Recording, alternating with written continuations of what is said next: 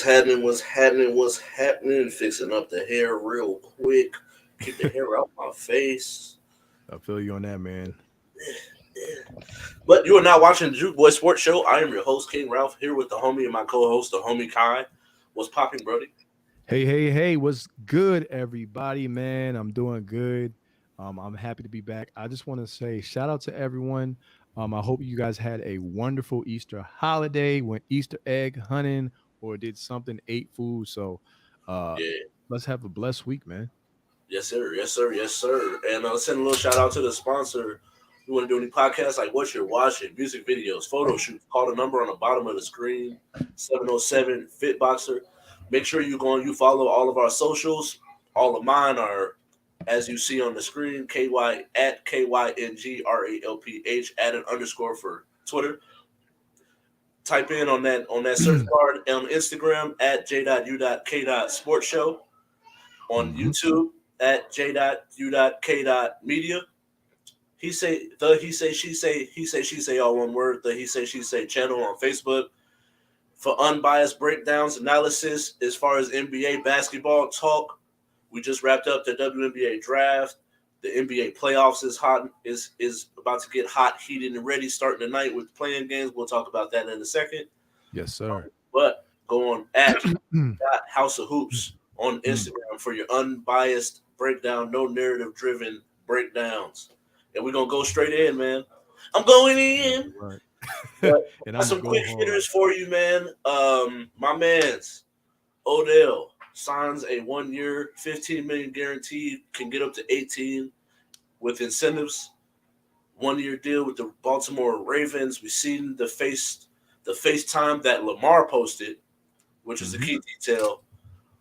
But before we get to Lamar, what grade would you give this signing? I would give the signing actually an 8 out of 10. Um, I'm not going to give it a 10 for the injury concerns with Odell Beckham Jr. coming off of having two ACL surgeries. So I understand the cause for concern and why certain people want to make an issue about the injury. But to keep it brief, I believe it's a good signing for both sides and actually for Odell Beckham. First and foremost, Ralph, Odell Beckham was able to acquire more money than he was able to get from any other team, so he's able to get $15 million in guaranteed money out of the 18-year deal. Secondly, he's going into an offensive system underneath Todd Monken, who he has familiarity with, having played underneath Todd Monken in 2019 for the Cleveland Browns, which just so happens to be Odell Beckham's last 1,000-yard season. He has a rapport with Rashad Bateman, who he actually trained prior to the 2021 NFL draft. So he has a rapport and relationship with the wide receiver already on the team. You can see the relationship he has whereas brought together with Lamar Jackson. They have been discussing, shout out to Josina Anderson, who does a great job reporting over a year. And then he also vocalized something that I know the media hasn't really been talked about. He publicly vocalized he does not want to play on artificial turf. So that X'd out teams like the Dallas Cowboys. So now he's able to go into a situation where he's no longer he's not going to be playing on turf. He also is in a position where his services will be utilized, and he won't be just another guy like he may have been in New York with Chris Olave and some of those other receivers that they have there, right? He's going to a position where they need receivers, right? And they showed it by showing him love when he talked about, oh, I got more love. I think it came in the means of compensation. So I think that when you look at all those benchmarks, Ralph, it, every benchmark hits, and it's a 1 year deal. So low risk, high reward.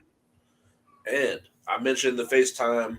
Lamar posted, look who we got. Does this help bring him back? Eh. It's a good faith move. It's a start. It's a start. There's no guarantees. I think Lamar posted something in the video. I think what it said, I can't.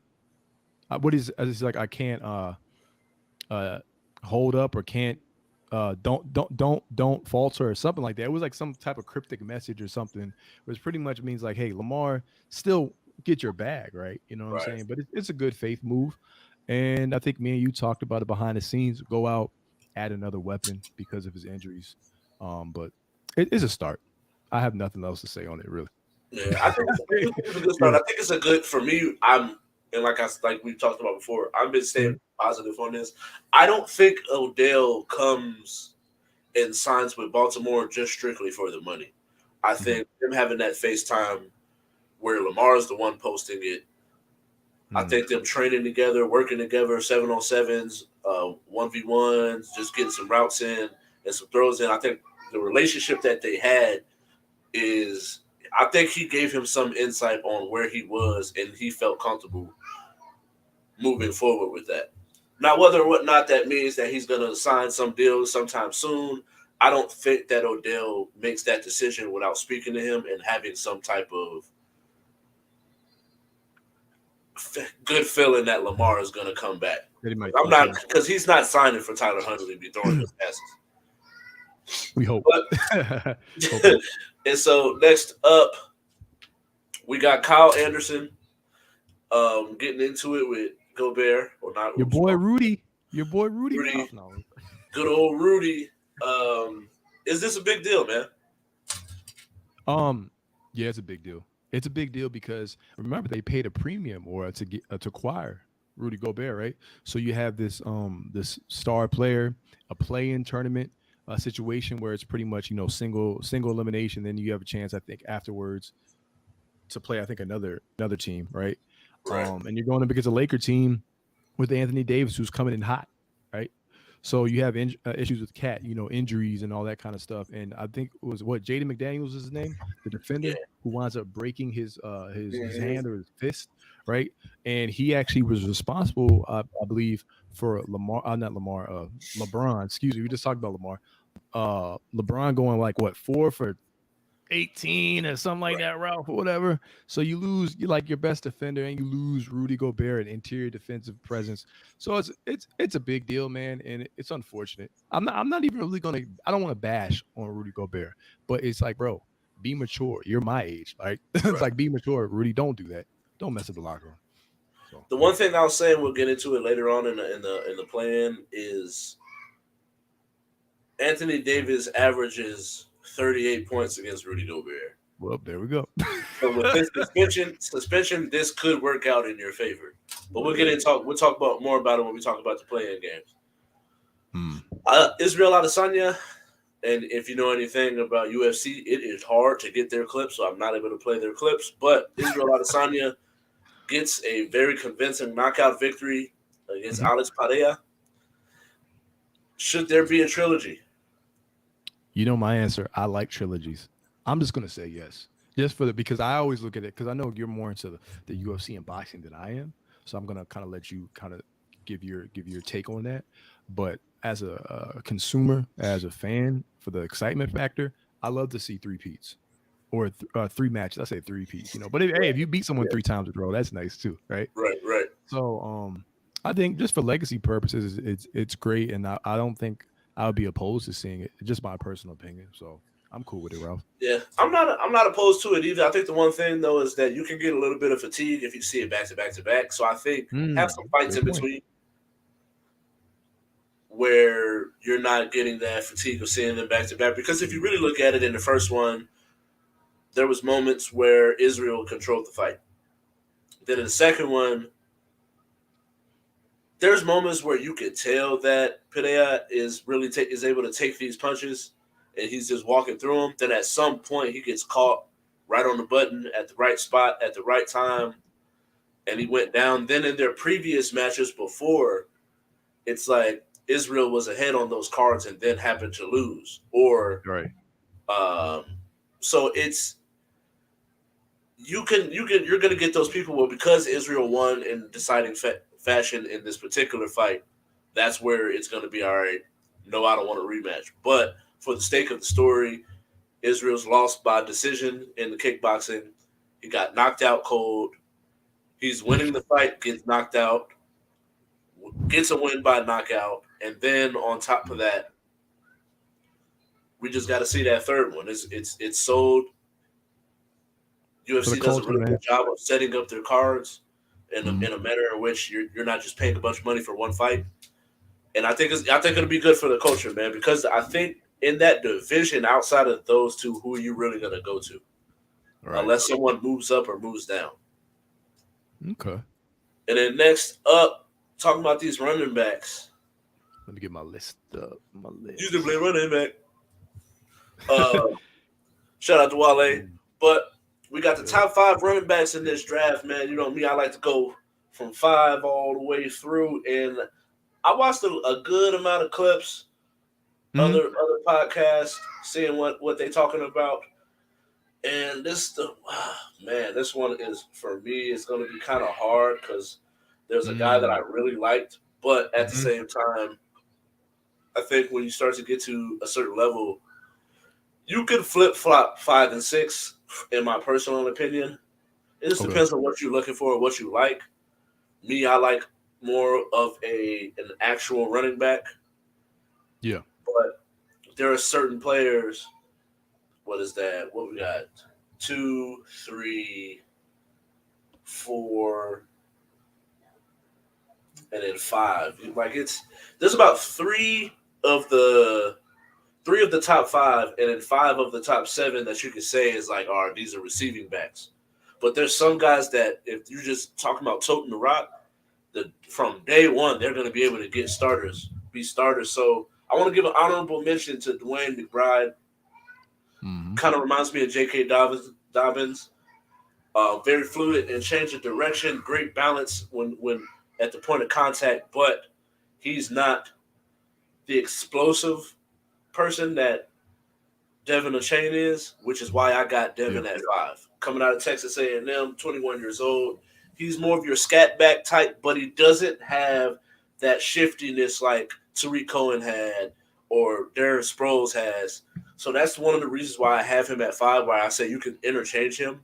At 5 or 6, it just depends on what you're looking for because he has elite speed. Yeah. And I Definitely. think that alone, that ability to hit that home run on a swing pass or a zone read where you're getting to the edge and getting them out in space, I think Mm. that is where you would have him in a spot where he could succeed. But at the same time, the things that I would want in my 3 down running back, I think that Dwayne McBride has that more in him Hmm. as right now as I'm looking versus Devin, where I think Devin's going to be 1 or 2, and when it comes to those close yardage, he's going to go down. He goes down in arm tackles. He doesn't really break many tackles, and he's not as shifty out in open field that as someone else I'm going to mention later on in my 5. So I got Devin Achane at 5, and in my 4, Hmm. I like Zach Charbonnet. I think that's Carbonet Yeah. out of Charbonnet. UCLA. Charbonnet. Charbonnet. But he's more of your typical. I'm gonna hand you the ball 30 times. He Hmm. can step in day one, good size, 6 foot, 215. I compare him to Damian Harris. Great power, runs through arm tackles, can get up the middle, good in pass protection, and he's a relatively good passer, a pass Do it catcher all. coming Yeah. out the backfield. But I think him day one can be a Hmm. starter. Okay. I like that. I like that. I understand what you would in terms of interchanging. I would probably say maybe like the last within the top 8, the bottom of like that 8 or whatever, 8, 7, 6 are kind of interchangeable. I'm gonna go with Dwayne McBride as my 5 actually out of UAB. I believe that he has solid speed. It's not necessarily elite speed or even elite acceleration burst, but he's pretty agile, can change the direction pretty well.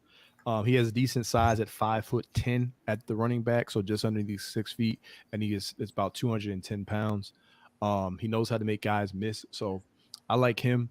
I definitely see the J.K. Dobbins because when Dobbins was coming out of Ohio State, so shout out to your school, So and you know how I feel about J.K. Dobbins. I've always said that J.K. Dobbins um, would be a top 5 back if he remained healthy. But we Right. have a lot of talented backs in the NFL, Ralph. So it's kind Yeah. of like, Yeah. people got at me for just saying that. But then but we'll see what happens next year, right? Right. Then at number 4, I have Zach Charbonnet. That's what I call him. I'm just gonna call him like that. From UCLA. See, there you go. I like to rhyme things, guys. Uh, North and South, good ball security, 4.5, 40 time, good acceleration, runs decent routes. I like what you said about him being able to catch passes, and that kind of goes back to what the responsibility of running back is in this era in the last like 10 years, right? To be able to catch passes as well. So I'm perfectly fine with him at number 4. And so next up, I think with these next guys, they all have the potential to be three Mm-hmm. down running backs, which is what you're looking for. You're not trying to look for a guy that's only going to be around for this play or this type of package. You want someone that's going to be an all around. And I think that I honestly think you can flip flop these two as well. I think a lot of reoccurring themes in these when we start doing these top fives or top prospects is tiers. I think certain people fall Mm. into certain tiers where you can interchange them, flip flop them, and I think that my three and my two are in the next tier up from Mm-hmm. 4 and 5, or I probably would put four. I think four could probably go in this same tier. Honestly, just Okay. thinking about day one impact, he's more of a Zach Charbonnet is going to be more of your. I think he can go in your second or third round, but I think day one he's a starter. Where these next guys, they just have more of the ability to hit that home run. So Tajay Spears is who I got at 3. Reminds me a lot of Tajay. Aaron Jones in size and the way in play style. His ability to make people miss out in space, good receiver out the backfield, Mm-hmm. and he has that 3 down potential while also being 22. I think he'll be 23 by the time the season starts. But 5'10", 200 pounds, good size, not really strong at the point of attack, Mm-hmm. like some of the like a like a Bijan Robinson or a Dwayne McBride, like I said before, and even someone to talk about before that I didn't really get a chance to mention, Rashawn Johnson, Bijan Robinson's backup Mm-hmm. at Texas. His missed tackle rate was just as high as Bijan Robinson. Obviously, didn't get quite the sample size, but Right. Right. it's half the amount of carries with the Mm. same amount of missed tackles. And so I think that's another person to look to in the later rounds as far as running backs. But he doesn't have the athleticism and speed that these guys that we're mentioning right now. So to get back to Tajay Spears out of Tulane, 22 years old, reminds me a lot of Aaron Jones, and Aaron Jones is anywhere from a top 5 to top 8 running back in the league. I think that's a really good ceiling for him. Okay. And I agree. I have Tajay Spears at a Tulane as well. He can play inside, outside, um, even somewhat of a power scheme. But I look at him in terms of his elusivity. I can't even say it right. Elusiveness. Yeah, you know that word. I'm like, there's like 3 different ways to say elusive. But anyway, he can juke. He has a couple different things in his tool belt that he can work with. And he's a sound athlete. Not just at the college level, but at the NFL level. So I have him as my number 3. And then we're gonna go down south to Alabama. The school that Nick Saban coaches at. Jameer Gibbs, man. I have him 5'9", about 200 to 205 pounds. I said he has good foot speed, really good acceleration. He's very creative on that second level of the line against not line, second level of the field. And he can also run routes. He's not the biggest in terms of just being able to push piles and stuff like that as a power runner or anything like that. So you don't expect that, but he is going to be able to get good yards per carry, and so that's going to matter. And he can also be utilized in the screen passing game. So I got Jameer Gibbs at number 2. And so Dos. I got Jameer Gibbs at 2 as well to add on to what you're saying. His comp to Mhm. me it reminds me a lot of Jamal Charles Yo, in Jamal size and Charles, stature. man, he was amazing. Elite speed, elite change of direction, good shift outside.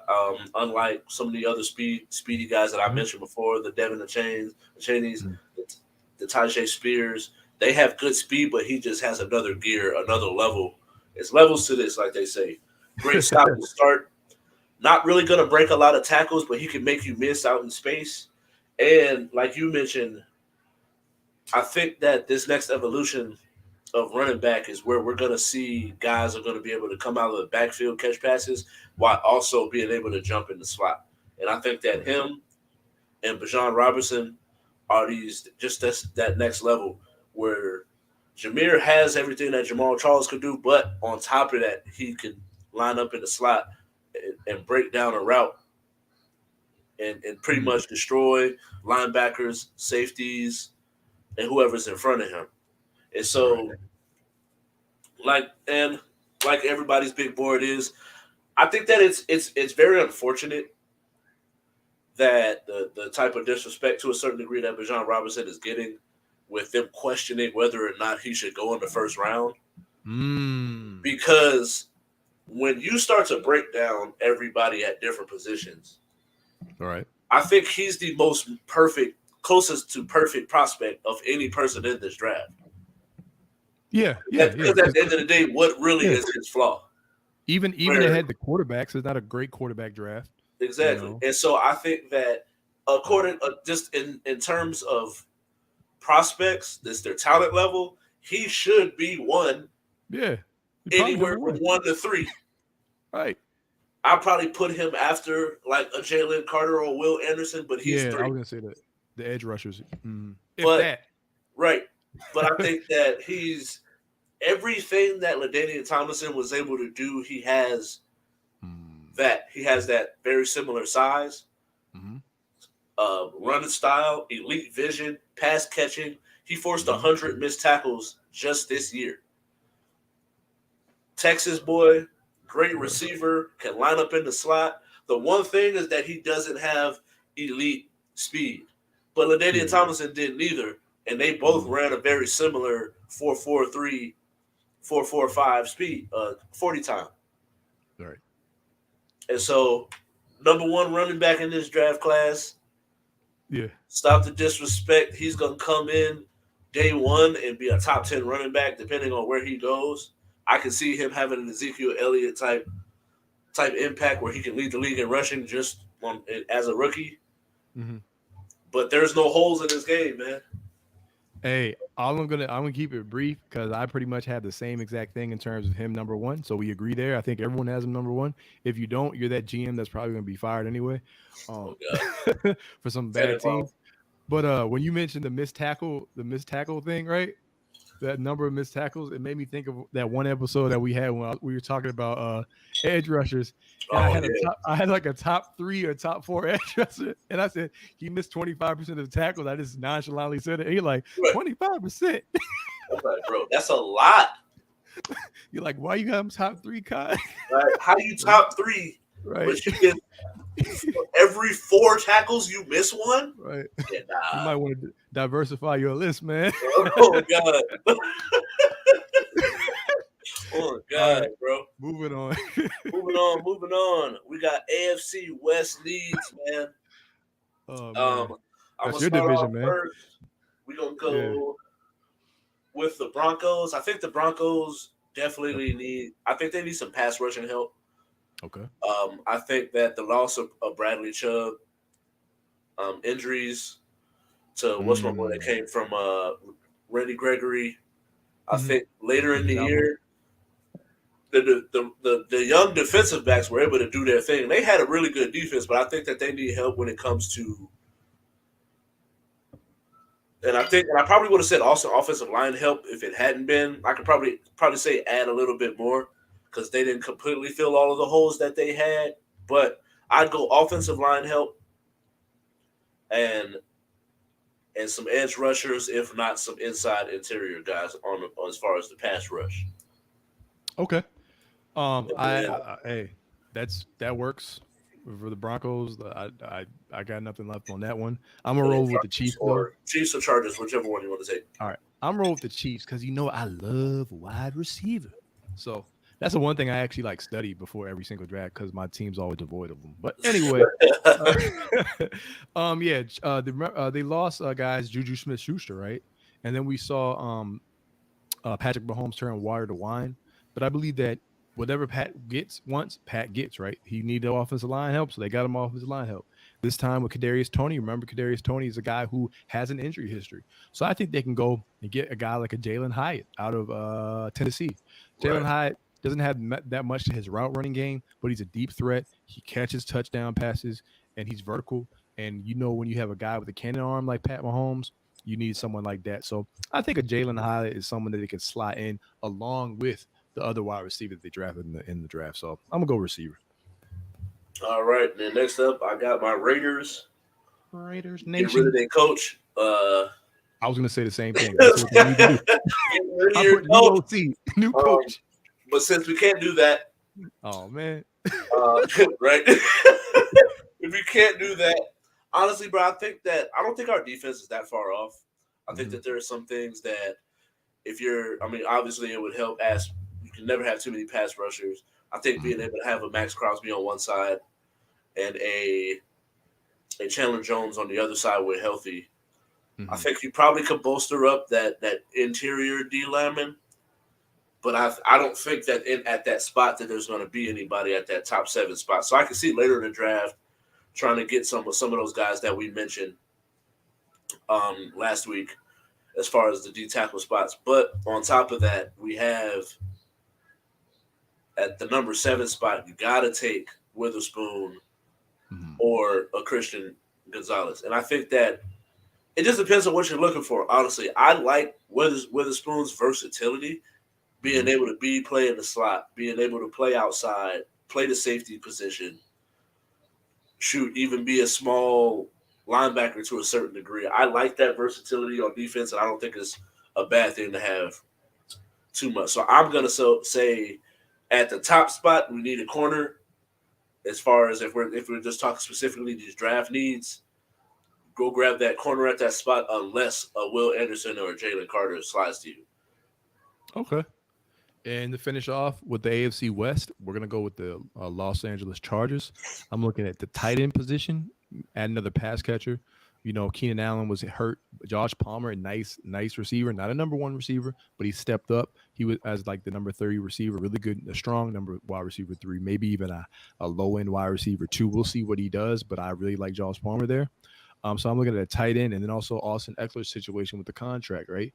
So potentially getting a running back, any of the running backs that we named, right? We say the running back is an expendable position, but it's actually there is some value there now because we got to be. I don't even like using that word because it makes them sound like they're useless when they're really not. Especially, I mean, Mm-hmm. hey, you know what I'm saying? Look at the Titans, look at the Ravens, look at the Eagles. Right. But I think a running back could be good because he's also another person that can get you a couple touchdowns and maybe even a touchdown or two. And I will put running back with Chargers. So maybe those 3 positions. That's all I got. All right, for sure, for sure. We got the play in, man, and I think one of the games just started. I think we got the Heat and the Hawks playing today, and then later in the night we have the Lakers and T Wolves.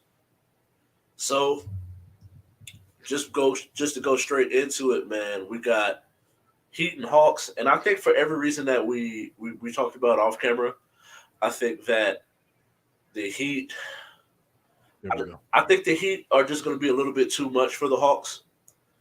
Mhm. I don't think that Snyder has had enough time to be able to step in and sink his teeth into this team to be able to get that identity that he likes to have on his teams. So I don't think that they're going to play enough defense to be able to stop this team or be physical enough to be able to take on this gritty Heat team that's led by playoff Jimmy. And so Mm. for me, I'm going to say in this 7-8, whoever wins is in the playoffs game. I'm going to take the Heat over the Hawks. Okay. I have the Miami Heat winning as well. No disrespect to the Atlanta Hawks. I don't think this game's going to be some type of blowout at all. By the way, Right. guys, No, not at all. we're talking about offense versus defense, and we're looking for the Miami Heat's offense, right? And I always say better offense beats better defense. But I believe that Jimmy Butler, he's going to rise to the occasion in situations like this, in a one game one off situation. With playoff implications, Coach Spo. But on the court, we're looking at they made a trade. I believe they acquired Kevin Love. Kevin Love can bring an ability to draw charges, rebound the basketball. They have Bam Adebayo, one of the league's better rebounders. Defensive Player of the Year candidate last year. So I think their ability to control the boards is going to be huge. They did lose PJ Tucker. And you can also look at some of their wing scoring in Atlanta, and you have Deontay Murray there. So I think that this is a game where it's kind of a pick 'em for me, actually, even though I'm going to side with the Heat for the reasons that I mentioned. I'm also looking at the Trey Young trade rumors that have come out with, I believe, what was it, the GM or the owner talking about, he's giving the go ahead for like, yeah, we can explore trades and all this other kind of stuff. So how is that going to affect Trey Young on the basketball court? It's like, you guys don't want me here. And they had coaching turmoil with Nate McMillan. Now they have Quinn Snyder, and they've been able to win some games underneath Snyder. So, but I'm going to roll with the tried and true, and I'm going to go with the Miami Heat, Ralph, in this game. All right, all right. And so the final game of tonight, we got the Lakers and T Wolves. I Love think that. this is a very compelling matchup because of the storylines within it. We have Rudy Gobert and Kyle Anderson getting into it. Like we mentioned in the previous topic, Gobert is going to now be suspended. We have Vanderbilt hurts his hand, or no, not Vanderbilt, but McDaniels hurts his hand in a victory, Mm-hmm. punches the wall instead of slapping the wall. I don't know what he had going on in his mind, but hurts his hand. Nazir Reed hurts his hand as well, Mm-hmm. or wrist or shoulder or something along those lines, and now he's out. But on the flip side, we have that matchup of number one overall picks coming out of Kentucky. Yeah. So we have AD versus Cat. And if you go in, this is where I was talking about. I mentioned before. Actually, I just saw this. Shout out to Richard Jefferson on ESPN on the Jump. I just seen a stat where Anthony Davis shoots 33% against Cat. So Cat has the ability. He might not be the defender that you might think that you would want him to be, or that he was talked about coming out of Kentucky, but he makes AD work. He has the ability to Right. stretch the floor on the offensive end as well, being able to take him off the dribble and make AD work on both sides of the ball, while also you have an Anthony Edwards who's not afraid of anybody. That's going to go out there. He's going to play hard and try to get you a victory. You got the leadership of a Mike Conley, leadership of Mm-hmm. a Kyle Anderson. So I'm not just going to say like the Lakers are just going to fold them up and say that the Lakers are just going to win. So a part of me, my gut feeling says I'm gonna take. You know what? I'm going with my gut. I'm just gonna go with the T Wolves to win tonight. Oh wow, wow! I'm actually kind of shocked about that, and I'm not upset or mad about it because it's picks and predictions, and I like when there's Yeah, someone who goes against the grain, against maybe the chalk, against maybe gives reasoning. I'm honestly shocked that you went with the T Wolves, but you mentioned why you feel that way, and I'm actually going with the Lakers, and I'm actually going to say respectfully, I don't believe this game is going to be close. I think that the game may be close, however in the first quarter, maybe the first half. But I believe that I'm looking at every reason that you mentioned and what we mentioned earlier. The T-Bulls, they just don't have a back line. They just, I mean, a front court. Excuse me. Now they do have Cat, right? And Cat, we did see him last year destroy Anthony Davis, and then we saw you mentioned the stats, but in their most recent game, right?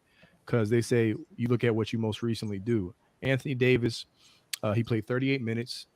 Oh, excuse me. He played 37 minutes and had 38 points against Cat, 17 rebounds, 2 blocks, 58% from the field, 80% from the free throw line. Um, was it? Yeah, and he just went off. But his last 10 games, he's averaging 26 and 13, and they've been balling. But the reason why I'm picking them is because of the loss of McDaniels, like you mentioned, right? So I think LeBron is going to get off, and they don't have anyone to defend LeBron. And I'm also looking at the last time the Lakers were in a playing situation, we saw how LeBron played, right? So I believe that with the new additions of the new look Lakers, they have 3 point shooting around them. They have the hustle guys like Austin Reeves, who I think Austin Reeves is going to shine in this game. I'm looking at Malik Beasley playing against his former team. So I think that he's going to have some firepower and some incentive to ball out. D'Lo playing against his former team, despite the fact that statistically he was playing very well, but they said that he was like a cancer over there in Minnesota. So I think that Malik Beasley and D'Angelo Russell, Ralph, are going to have something to say, and they're going to have some personal maybe vendettas against the T-Wolves. That doesn't mean that, hey, maybe there can be some love or whatever. Who knows what's going on? Because we're not inside those locker rooms. They can show some love after the game. You know what I'm saying? But I'm gonna go with the Los Angeles Lakers, Ralph. And yeah, I think it's gonna be a double-digit lead after the half. But we'll see. We'll see. Right. Yeah. And we talked about it before, man. We got the Bulls versus the Raptors. I believe that's the early game. Take it away. This is a game for me, man. It's like and we talk about it all the time where we try to give unbiased narratives, no narrative driven analysis. And so although they are my team, I do, and I'm picking them to win. I have reasons why I'm picking them to win. And so I think that when it comes to a game of this magnitude, you need your stars to be stars. And I think that when you put the best 5 players of both teams out on the floor or out just in line, I think that Vooch, Levine, and DeMar are going to be 3 of the best 5 on the court. I think that the Raptors are really well coached and play a very good team-oriented game where your Scotty Barnes, your Fred VanVleet, and your Siakams are going to be able to be your standout players. They're going to be able to get you a bucket, get you some stops. And so I do think it is one of those things where we could lose, but I just think that Pat Bev's leadership you got Pat Williams playing very well. Kobe White's been playing very well. Caruso's been playing lockdown defense. Patrick Beverly being able to throw him up against a Fred VanVleet and maybe be an irritant to someone that's pretty much going to spearhead their offense. I think I'm going to take the Bulls over the Raptors in this one. Okay. I like everything you said. I'm taking the Bulls for all those reasons. I also think pace is going to be key. I think the Bulls can slow down the pace if Pat Bev is on Van Fleet. And also we got to look at the Raptors. The Raptors are a physical team as well, right?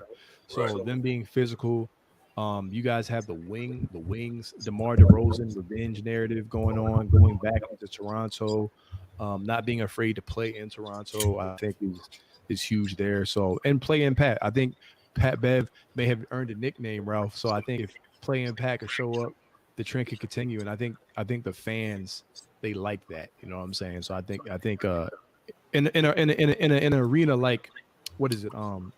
I forgot the name of the arena up there, but you know what I'm talking about. Yeah. I think that Pat Bev actually would feed off their energy. Right. Yes. He doesn't have to be at home. So yeah, I'm with you. And so next up, we got the Pelicans and the Thunder, and this is the one for me that I think is kind of intriguing. Yeah, that was because I just want to see the Lakers play the Pelicans. Yeah. And so that's part of the reason why I'm picking the T-Wolves. But at the same time, I want to see Zion in the playoffs, bro. And so it would suck to see the Pelicans lose and not get that opportunity. But I think B.I., the way B.I.'s been playing as of lately, I don't think that the Thunder have enough yet. But you never know. Yeah. SGA has been playing lights out this year. But I'm just going to take the Pelicans in this one because I think B.I., the combination of B.I., CJ is just going to be too much for the Thunder to be able to. Who's going to be the running mate for SGA? And that game is actually in New Orleans, correct? I believe so, yes. And Smoothie King Arena. So if they win, I'm getting myself a smoothie. But yeah, I'm gonna roll with the Pelicans as well. For all the reasons that you mentioned, man, they had the 3-point shooting. They had Brandon Ingram there, so he's also been in a situation like that. I hear like echo. What's going on over there? I don't know if you hear echo on my end. No, I don't hear echo. No. Okay. So as long as you don't hear it, that's fine. But yeah. So he was in there last season. So I think the Pelicans, and they returned most of their core, right? So I think just being able to navigate that is going to be key for them. So I like the Pelicans in this matchup as well. And then now next up, we're going to spend the rest of the time that we have breaking down the playoffs. Woo. Break down. Playoffs. Break it down. So we're gonna start out west. We got the 1 versus the 8. You got to tell me who do you have being in that 8th spot? Okay, so in the 8th spot, the 1 versus the 8th spot. Let me see. That one, I believe I had the Pelicans in that spot. Yeah. So I had the New Orleans Pelicans going up against the Denver Nuggets, and I'm predicting the Denver Nuggets are going to win that series. I actually have the Denver Nuggets making the NBA Finals. Everybody. So yeah, I have that series. Like I don't think that series is going to be close. I know I'm supposed to give like some in-depth analysis, right? But I'll pretty much break it down like this though, and this will actually carry through why I believe the Denver's going to win every single series that they're there. Just my personal opinion, right? Everyone talks about the West Ralph being extremely wide open. It is up to a point, right? Yes, every team has a flaw to some degree, but some teams have bigger flaws than others. And there's one team that has actually been consistent all season. Even when they lost games near the end of the season, they've been consistent all season. That's Denver. They've been so consistent that they wind up getting enough wins. They get the number 1 seed. They have home court advantage. You have to play on that high altitude. And I'm looking at a guy in Nikola Jokic, and I'm like, who on the Pelicans is going to defend him? Like, they don't have anyone who can defend him. Then you have the return of Jamal Murray. You have the return of Michael Porter Jr. He was without his second and third best players last season, which made Aaron Gordon, who they acquired via trade, mind you, regulates the second offensive option when he's not the second offensive option. He never should be the second offensive option. Now he's regulated back to the 4th offensive option. You ship out defensive liabilities in Monte Morris and Will Barton. You add a 3-and-D guy in KCP. You add Bruce Brown from the Brooklyn Nets. You address your backup center position by acquiring Thomas Bryant from the Los Angeles Lakers. You get rid of Bones Highland, but then you replace him and you get Reggie Hot Sauce Jackson, who averaged 20 points per game all the way through the Western Conference Finals, right? With the Clippers last year. So I think when you look at the combination of their offense, having a historic offense, the only offense I think that's really better than them is the Sacramento Kings. They're just going to be a boatload for a team like the Pelicans to defend, and they're going to move the ball, and they shoot like crazy from 3. Like Michael Porter Jr. shoots like 45% from 3 this season, man. Like if you look at their 3-point shooting, like everyone's shooting a high clip. Even Aaron Gordon is knocking down 3s. Right. So I think this is the team that every time you turn on the TV, I'm being honest, they don't talk about the Nuggets at all. Now you could say that, hey, they've never won, they've never been to the finals in their existence, which is insane. So I get it. They have like no history because Melo ran to Kobe, Melo and Chauncey ran to Kobe, Iverson whatever ran to Kobe. But I think with this series and throughout the playoffs, Denver is the number 1 seed. They earned it. So whenever we have these conversations, I'm going to continue to pick Denver until something changes. So that's me. Who you got? I think, and I hate the media. The media to a certain degree, although we're technically part of the media, I guess you would say. What the good media, right? The new media, it's the new media. But I think it's irritating to me because they just automatically, because someone hasn't done something or seen something, like when you go through, just go on any podcast from No Chill Gill to Zach Lowe and Wendy and all of them. Yeah. The disrespect that the Sacramento Kings get, they just automatically assume they're going to get rolled. And oh no. I can see why, because they haven't won nothing, but them dudes hoop. And I think that when in the playoffs, you have legit matchup liabilities. Who is matching up with Sabonis? Who is matching up with De'Aaron Fox? And I think that's the part that I don't think they're really paying too much attention to. So to keep this thing rolling along, I'm going to take the 2 and 7 because I would agree whoever gets in at that 8th spot. Outside of it being the Lakers, I just don't really see it. I like anybody beating them. Although I might actually, if things work out the way that I would think that they will work out, the Lakers are going to be in that spot. Okay. But you never know. I could be wrong. I could be wrong about the whole Timberwolves thing. That's just because I want to see the Lakers play the Pelicans. and I want Right, B.I. right, to right, try right, to get right. his revenge. Okay. And so next up, we got the Grizzlies. I think it's the Grizzlies at 2. Mhm. Oh yeah, yeah. Grizzlies and 2. Yep, 2, and Grizzlies then at 2. Even if it is the Lakers, bro, I just don't see. mhm. I think the disrespect and like we're just assuming because LeBron has a decent squad now that they just Mhm. gonna run the table, and I just don't see it, man. Mhm. I think that who's guarding because Mhm. D'Angelo Russell is barbecue chicken, Mm. and I don't really see anybody else that you could maybe throw in that direction, throw at him that would stop him from doing what he's doing. I think that Jaren Jackson, AD matchup is going to be very good. But even if you go along and you say that the Timberwolves make it, Yeah. I just don't see where the Grizzlies are losing to that team. Okay. And so I'm going to take the Grizzlies. I think that they're going to be too deep, young, hungry, with a lot of talent. Jaren Jackson coming is most likely. I got him as the defensive player of the year. Mm. I got Ja out here hooping. Desmond Mhm. Bain, one of the best shooters in the league. Dylan Brooks is gonna muck up the game and try to get inside your head, see if Uncle he can Shay's gonna be there. take you out of there, take you out of the game. And so I think that storyline of the Grizzlies versus the Lakers after what happened earlier this year would be great for the league. But I'm still Right. taking the Grizzlies regardless Okay. of who gets in that spot. And Um. so Yeah. give something Go ahead. quick, and then we got to do, and then we because we for the sake of time we got to keep it rolling. Yeah. Let's keep it rolling. Yeah. Let's keep it rolling. Yeah. Mm. All right. So Right, bro. next up, we got the Mhm. third seed Sacramento Kings against the Yes. Warriors. You Okay. take off. All right. So I've been biting at the bit, like biting on a Kit Kat for this one. All right. So everyone, this series is going 7 games. 7. Yes, you heard it. I did not stutter. The reason why is, and you mentioned some of the reasons. So let's get into it. The Golden State Warriors never underestimate the heart of a champion. I get it, and that's why I believe they're going to win the series in the end. Logo 3 by Steph. But I have it all planned out in my head.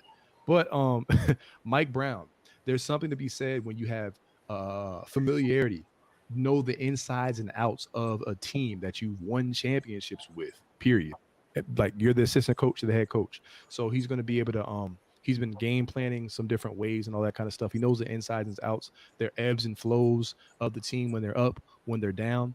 They're also talking about the historic offense, the Sacramento Kings, one of the best offenses in NBA history, period. Not within the 5 years. We're talking about history. They score. They're confident. They have a coach that knows the Warriors. They have home court advantage in this series. The cowbells are going to be ringing. The Golden State Warriors cannot win on the road. I believe that the Sacramento Kings are going to actually steal home court in this series. You have Sabonis, who is like a baby Jokic. Jokic, that matchup with the Draymond Green is going to be huge. You have Keegan Murray, another guy who can let it fly. You have Huter. So I think all these pieces are going to come into play, and it's going to wind up being a 7 game series. And they're going to come in and they're going to really try to kick the Warriors. You know what? Ultimately, though, I believe that the return of Andrew Wiggins, Ralph, is going to be pivotal in this series. You're going to see Andrew Wiggins at times on De'Aaron Fox. You're going to see Aaron Wiggins at times even on Sabonis. Yes, I know Sabonis is big, but Wiggins also defends down low there too. So I think this is going to be a back and forth series, high pace series. The reason why the Warriors are going to win is because ultimately the Sacramento Kings defense isn't there. They're just not a defensive minded team. But I think you're going to see times when Steph has 50 points. I think Steph's going to actually score 50 at some point in this series. Game 6, Clay may show up for the first time in a couple years in this series. And I think the Warriors are going to have to get it out the mud, Ralph, go into Sacramento. And I think Steph is going to close the casket. But I have this series going 7 games. Some people have it going 5, which is crazy. In my opinion, I have it going 7 games. I don't see how it goes any Right. less than 6 at that. So that's what I got. What you got? I think the matchup issues that a De'Aaron Fox against Mhm. a Steph, Jordan Poole, any of them guys is just going to be too much. And then I think that Sabonis is not Mm. soft, so I don't think Draymond's going to be able to play such a pivotal role. He's going to shut him down. And so for me, I'm gonna take the Kings. I got the Kings in 6.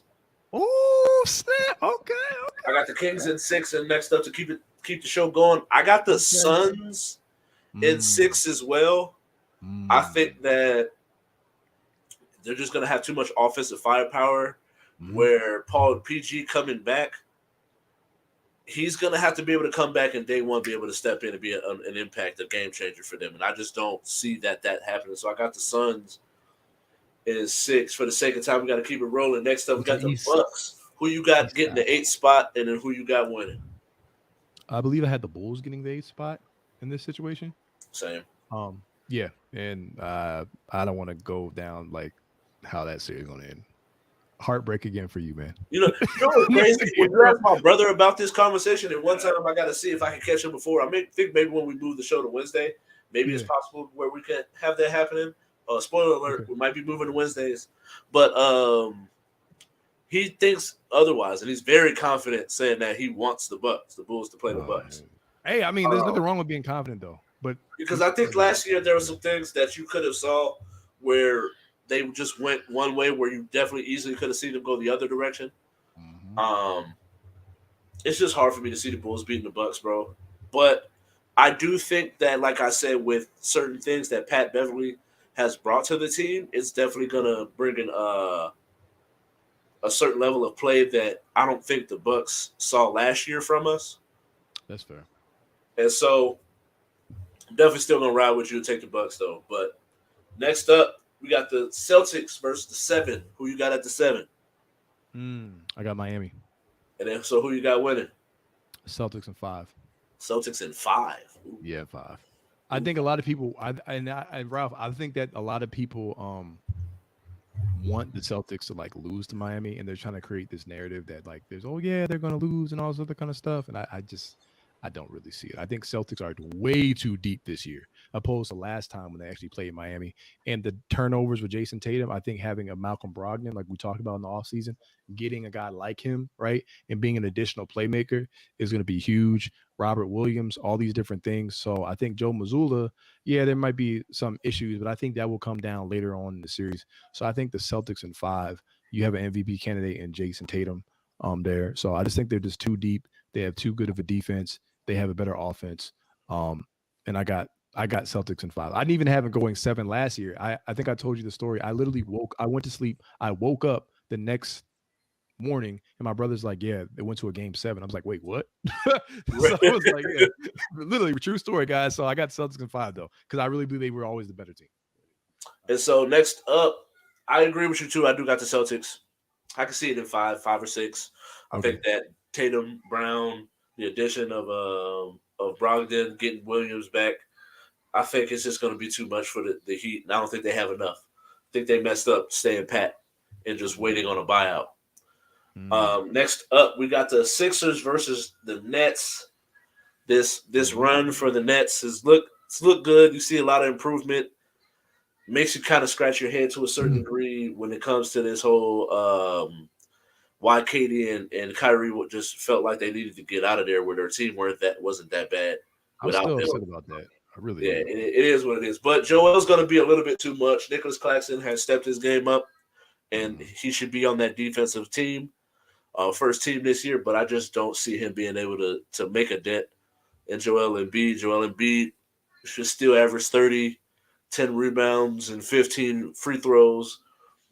And I just think it's going to be too much, man. And so I think, uh, do you agree?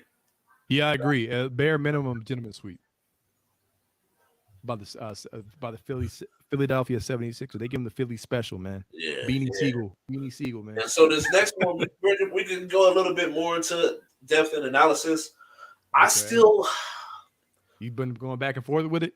nah, this is for me is I think that maybe the Cavs just don't have the bench.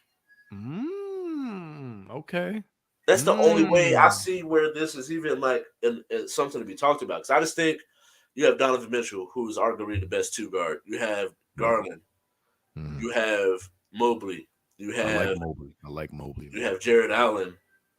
And I just Mhm. think they're going to be too big for the Mm. Knicks.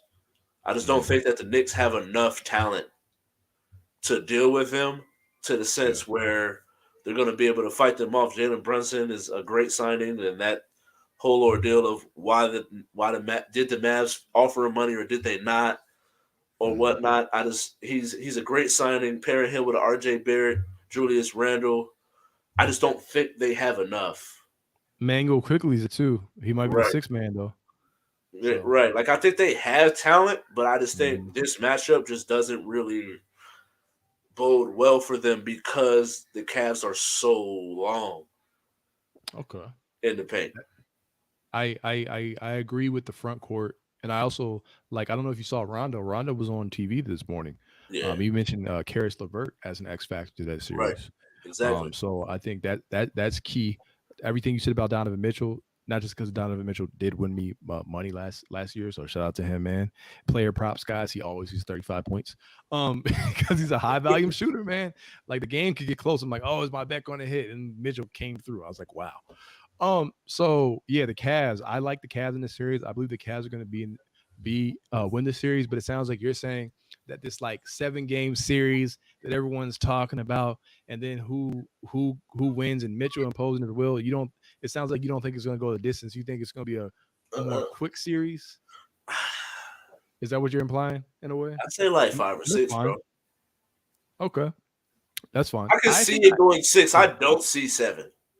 Oh yeah, I don't see 7. I think that's the Nick fandom. Yeah. You know, you have They're just Nick too fans afraid on to say TV. that their team finna get smacked. So they just gonna be like, Right. oh yeah, I can see Yeah. the Cavs winning in 7, but Knicks gonna Yeah. pull it out. Like, no, fam, that's They not didn't happening. really do any basketball analysis. It was more Right. narrative. Yeah, I feel like.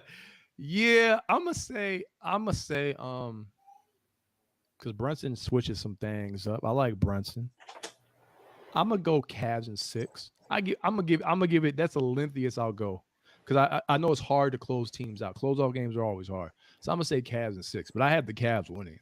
I have the Cavs making some moves this year, Ralph. So we'll get into that another show. So I got All Cavs in right. 6. And so just to give a little recap for Mm-hmm. who we got, just so we can get it out there, because I am gonna post this clip. So we got Yep. Nuggets Yes. will be playing. Pelicans. That's it. We got the Nuggets going to the next round, and they will be going up against the Suns. Then Oh, we you got. you have the Suns. I have the Clippers in that series, Oh, by the you way. have But the go ahead. Clippers? Yeah, I do. Go ahead. Yeah, I don't know about that, bro. I'm rolling with Kendrick Perkins on this. Actually, surprisingly, the first time I ever believed Very highly disagree with you. But it. Hey, we'll see. um, Nuggets, we both agreed Mhm, on that. mhm. You got the Clippers. I got the Suns because I actually Okay. have the Suns going to the Western Conference. Okay. Um, Mhm. and then we got the King. Wait, what you said? Warriors. I said Kings. Yeah. I said And Warriors. then You we said both Kings. got the Grizzlies. Or did you? Are you Lakers. taking the Lakers? I think we have a lot of different picks this year. I got Lakers. Yeah, I got Lakers. All right, all right. And then we both got the Bucks, All right. Yeah, yeah. So we agree on the Cavs, one seeds. the Cavs, Yes. and then Sixers, Yes. and then the Nets. I mean the Celtics. Yeah. All right, cool. So we gonna see, man. The plan is going right now as we speak. It should probably be close to halftime. We're wrapping things up. Thank you all for watching. Make sure you go and you follow all our socials. Like I mentioned during the show, we will be moving to Wednesdays starting next week. Mm. And stay tuned, y'all. We got a lot going on. I actually got the other podcast, He Say She Say podcast. You will now be able to see and listen to it on iHeartRadio, Amazon Prime uh, Big Music, moves. Apple Podcast, Google Podcast, and I'm most likely going to end up starting doing audio versions of this show as well on those same platforms. Shout out to Anchor for the distribution. Shout out to StreamYard. And we're out of here, man. Peace out. Peace. Enjoy the playoffs.